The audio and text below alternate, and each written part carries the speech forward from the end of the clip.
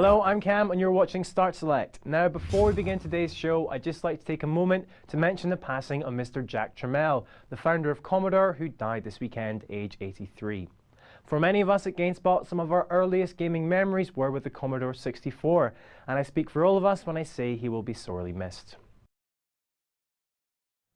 Coming up on today's show, rumoured Kinect game Gears of War Exile has been, well, exiled, and EA stands up for gay content.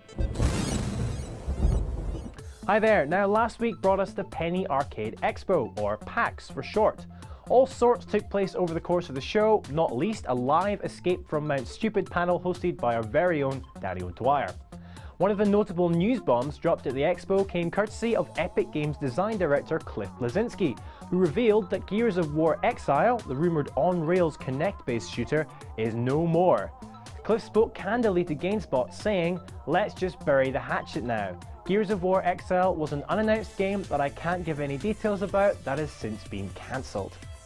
While this is bad news for supporters of motion-controlled chainsawing, many fans of the series have voiced their relief at this news story.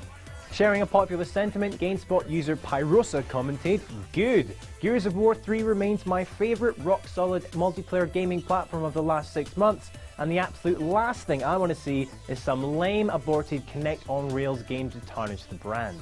Unfortunately, Exile is not the only title to be recently shelved by Epic Games. Speaking to GameSpot at PAX, the company's president Mike Capps revealed that the team working on the follow-up to Bulletstorm have been moved to another project.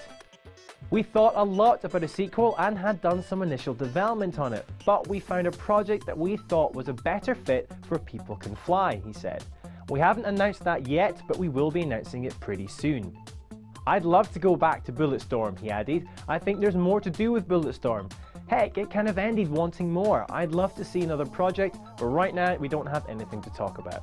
So, 2 titles shelved, but at least 1 new one in the works. Be sure to share your thoughts on this news in the comments box below.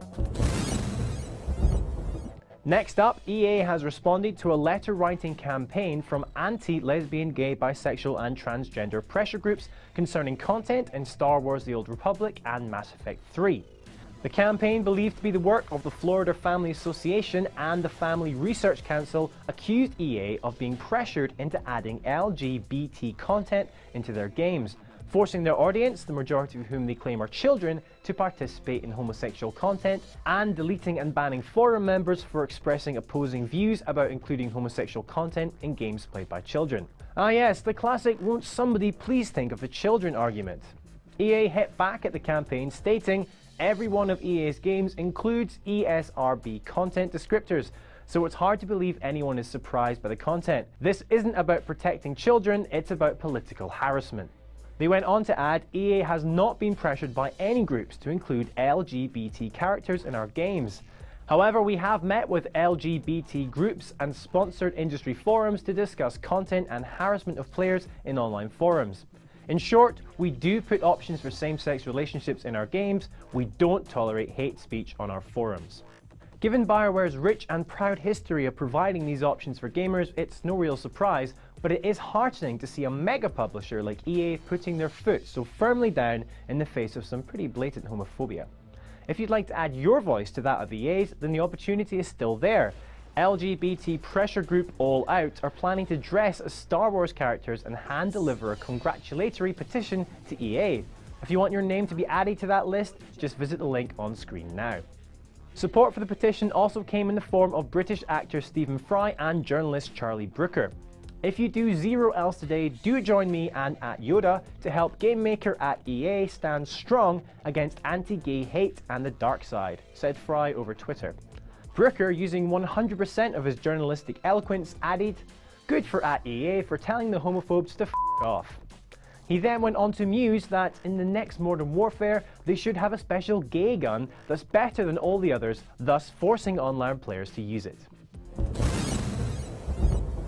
Well, that's all from me now, but as surely as the sun will rise in the east tomorrow, so there will be a fresh Start Select packed with the latest news. Be sure to greet it then. Bye. EA stands strong against anti-hay. Damn all the hay.